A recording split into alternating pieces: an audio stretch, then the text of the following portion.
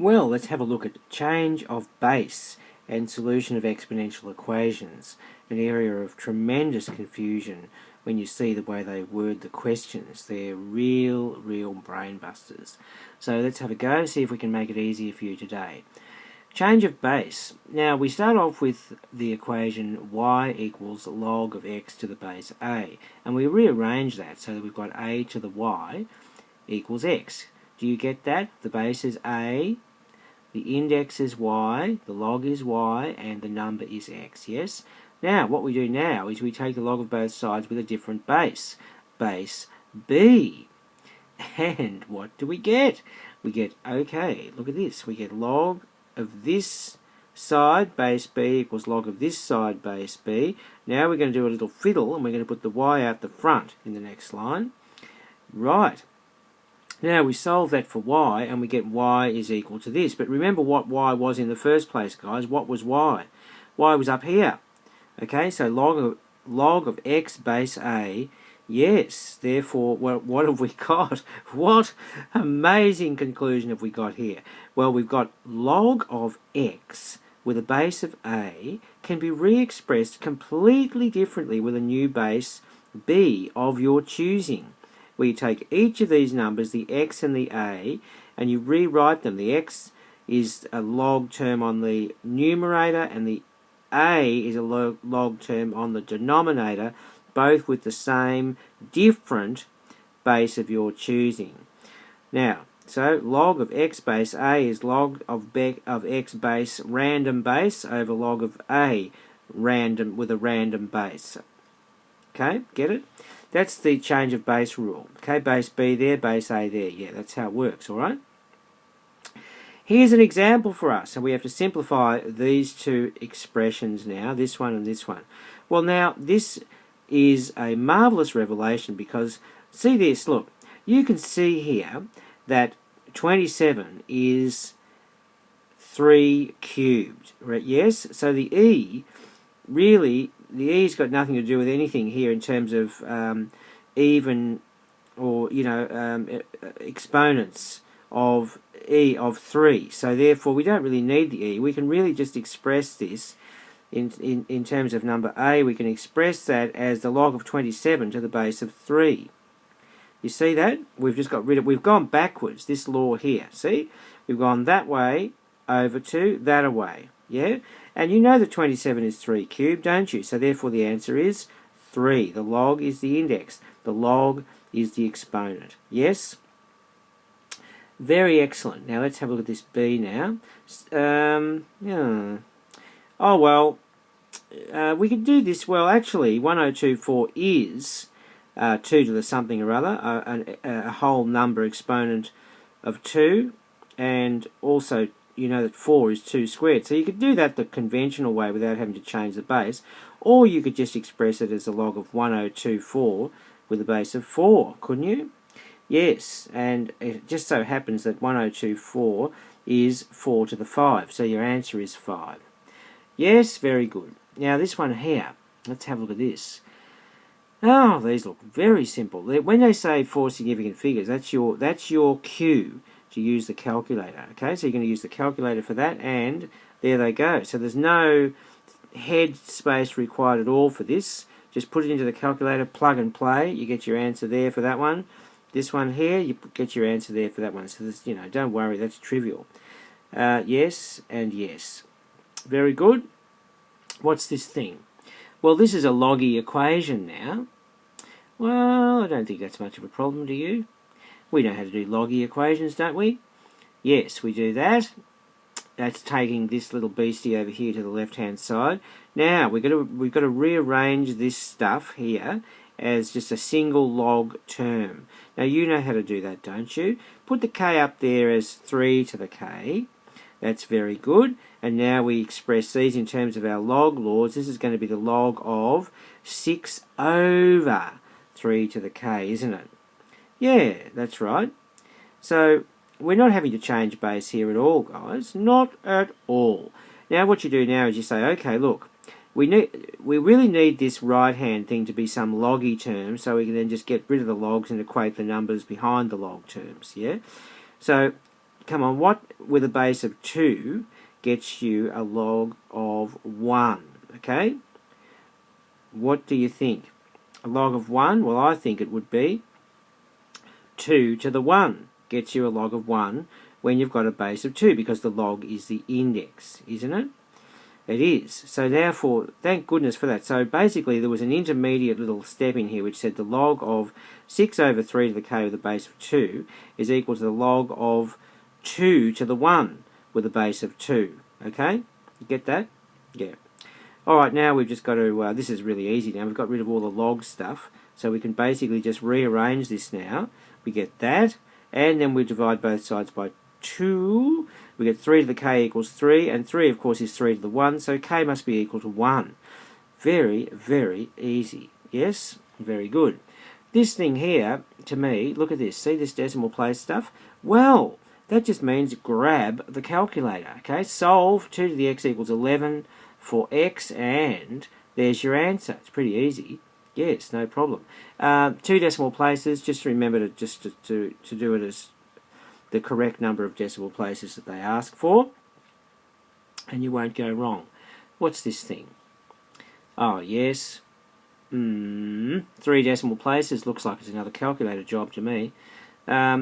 Yes, so therefore we've put the 2x minus 1 out the front, and we've taken the log of both sides with a base of 3. Yes, because of this 3 here. Right? It isn't going to come out very nicely, because 28 is not like 3 squared is 9, 3 cubed is 27, 3 to the 4th would be 81. So 28, it's not, it's going to be a decimal-y thing. Yeah? So there we go. Yes, this, yes. Good, and we get that. Yeah, now, they wanted it to thingo places. How many? 3 decimal places, yes. So I've just done it there, but, you know, by hand to that point there. But you don't need to. You can just put it straight into the calculator. When they ask for 3 decimal places or whatever it is, you just basically, that's your signal to use the calculator. It just depends on how many marks the question's worth. If it was a 1 mark question, you would just do this. If it was a 2 mark question, you do this bit here, and then you'd follow it up with the calculator knockout punch. Yeah? Very good. This one here, now this is looking a little bit more nasty, okay? It's an inequation one. However, it's very simple to solve if you just follow the steps. Again, they want decimal places here, so I'll show you how to do it, basically. Yes, there's where you start, of course. That's just the thing restated. Now, what we'll now do is we'll take the log of both sides with a base of 10. Any positive number greater than 1 will do for the base. Yes, and then you won't go wrong. Okay, off we go. So therefore we've got x log of 0.7 base 10 is greater than or equal to the log of 0.3 base 10. Now, this is where you've got to be very careful, guys, because if you look up, see, we've got to solve this for x, right? So we're going to have to divide both sides by this beastie. Now that beastie, if I'm not wrong, I think that thing is negative, which means that's the trap. They've set you up. If you're dividing both sides by a negative, which I think that is, let me think about that. Yeah, of course it is, because basically the log of 1 is 0, and the log of anything less than 1 is going to be negative. Oh yes, we get the trap, don't we? So therefore, when you divide both sides by this beastie, you're going to have to change the crocodile mouth around the other way, because it's an inequation. Right? Look at that. Oh, yes. Watch out. That's right. See, now you can just look that up. You can do that on your calculator and you can sort it out. Varshibi. Yeah? Very nice, isn't it? So now you just better watch that, guys. This is very, very tricky, this bit here. Yeah? Looks innocent, but it's a negative. And when you're dividing by a negative, you know what to do with the crocodile mouth. You do. Now these ones here, the next few I'm going to give you, are typical of exam questions where they really, really bust your brain with these change of base thingies. I think they're quite stupid personally, but that's the way they go. We can't avoid them. That's the questions that they set. Now, Have a good look at that. Have a good look at it. Try to do it, and then come back, and I'll show you what to do, okay? Now, this is either the path to mathematical no man's land, or if you just basically become a detective and put your detective hat on, you can generally navigate through the wilderness of algebraic desperation to work out what to do. Trouble is, in the exams you haven't got much time, so you've got to be very, very quick. Now, you can see, the first thing I noticed about this is, look, I've got bases all over the place. I've got a B there, a C there, an A there. So we're changing base. You know, this is what we're doing. This is a change of base question. So, you can drive yourself silly, or you can be very strategic and try and look for clues. Now, what I would do with this, the first thing to notice is you've got 3 terms on the left, you've got 3 terms on the right. So probably it's enough of an educated guess to assume that probably this term here corresponds to this term here in some sort of changed form, and this one with this one, and the third one with the third one respectively, you see? Now, having made that assumption, let's just see if we can make something out of this. This first, let's just dwell on the first term. We've got a base of B, but over here on the first term we've got a base of A. Well, that's interesting. So let's just consider, if we change this term here to a base of A, what would it become? By the change of base rule, it would become the log of A base A over the log of B base A, wouldn't it? Now, that looks very, very suspiciously familiar to this. There's the log of B base A, yes, and this term was supposed to be the log of A with a base of A. Well, in fact, the log of A with a base of A is 1. Don't look now, but we just solved it. We just solved the silly thing, okay? See how easy it is, but you have to be a detective. You have to be a detective. Don't rush in like a bull in a china shop. Have a look at the thing and see the best way to approach it. And with more practice, you'll get better at that. Yeah, the clue is that, we're assuming the first term on the left-hand side is the same as the first term on the right-hand side. Taking the first term on the left-hand side was a base of B. Taking the first term on the right-hand side, the base was A, change of base, blah, blah, blah. So that's what I did.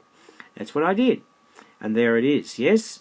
So that's how it worked, see? The same thing for the rest of the second and third term, and you get that. That solves it. That solves it. Yeah? There you go. See? Wasn't so bad, was it? Well, it can be pretty horrendous if you're not sure. If you're not strategic about it, you can get into a huge, huge mess. All right, over the screen we go to the next one now. Now have a good look at that. Have a go at it.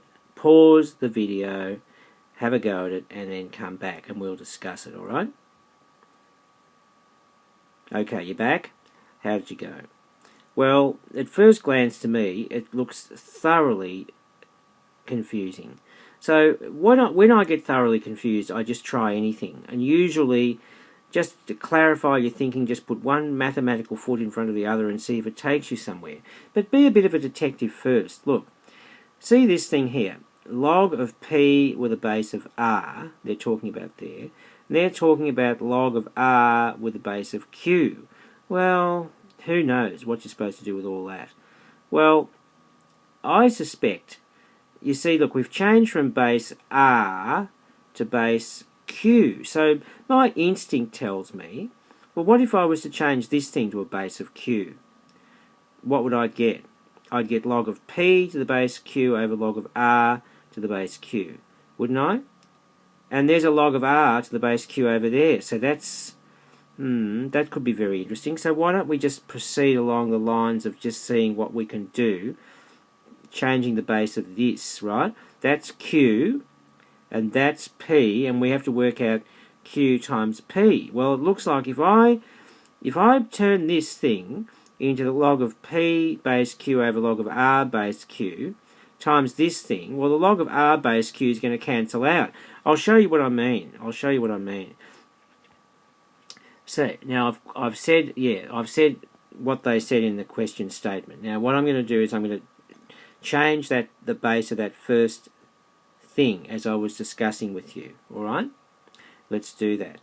So therefore, left-hand side was change the base, right, to Q. So that's P base Q over R base Q. And look at that. Look at that thing there. You see? Look, right? That's Q times P. That's what they're asking us to do, to work out. Yes? Now, that cancels out. And what are we left with?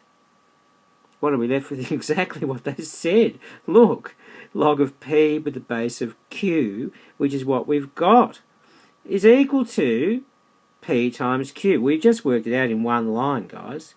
Now see, look, if you're not sure what to do, just have a good look at it. Just put one mathematical foot in front of the other and you'll be surprised at where you end up. You don't have to go on the road to nowhere. You can go on the road to victory if you just believe in yourself and have a go. That's the bottom line with all this, you know. It's 90% confidence, really, in terms of the psychological side of it. Now, what's next? Well, have a look, have a go, and then come back when you're ready. Pause the video now, okay? Alright, you're back? Well, you know, you've got to have a good look at it, try and see if you can dissect all the gobbledygook. It's obviously change of base. See, look, you've got a 5 here, you've got an X here. Now, when I had a good look at this, I thought, well, look, if I change the base again like I did in the previous question, this is X base 5. What about if I changed this, for example, to a base of 5? So that would be log of 5 base 5 over log of X base 5, right? And I can see that the log of 5 base 5 is going to be 1, and the log of X base 5 is going to be down here on the denominator, and that looks pretty good, because then I'm just going to multiply both sides by that thing, and I think Bob might be my uncle again. I might get it out, you know, as in Bob's your uncle. Have a look. Bases are different. Yes, so we're doing change of base. Yeah, that's what I did. Look, see? That's 1. That's the same thing as over there. So then I think we're out of trouble. We're just going to get log of X base 5 all squared is equal to 16, I think. Yes. So that's pretty good. Now, we can just take the square root of both sides and say, therefore, the log of X with the base 5 is plus or minus 4. And then that's not going to be so difficult at all, because proceeding, we get this. So therefore, if the log of X with the base 5 was 4, then X would be 5 to the 4, because the log is the index, is the exponent, and alternatively, yes, that's right, that's 5 to the 4 is 625. Alternatively, if you got that minus 4, then you'd know that X would be 5 to the minus 4, which would be 1 over 625, and we've just got it out, guys. See? So don't be befuddled by this silly nonsense of all this change of base and the silly games they play on us. Just press on and you will conquer, okay? But get plenty of practice. Well, now you have a go at this one now. Pause the video, come back when you're ready. Okay, you're back. Well, having a good look at it, well, it looks like we're doing base 5 here, doesn't it? So what if we were to do the log of this with the base 5, log of this side, log of both sides, base 5, right? That's probably a pretty good place to start, because then you'd end up with, what would you end up with? You'd end up with P log Q base 5 equals log of 25 with a base of 5, and that's just going to be 5 squared, or the answer to that is 2. Gee, I think that's pretty easy, don't you? Well, let's just proceed and see how I did it. Yes, Q to the P is 25, therefore, yes, I'm using a base of 5. Okay, just like I said. So therefore, P log Q base 5 equals the log of 5 squared base 5, and the answer to that, of course, is just 2, because the log is the index. So what do we get now? Oh, that's so easy, isn't it? So therefore, log of Q with a base 5 is just going to be 2 over P for you and me. Fills us with glee, yippee. That's great, isn't it? We solved that one too, and that's the answer. And you're a star. Go ahead and do some practice, and you'll get good at these, and you won't be befuddled. Remember, have confidence and be a detective. Don't just rush in like a bull in a china shop. Have a bit of a look at it, and you'll get them out for sure. Okay, we'll see you next time, and for the next exciting installment in the land of logs. Bye for now.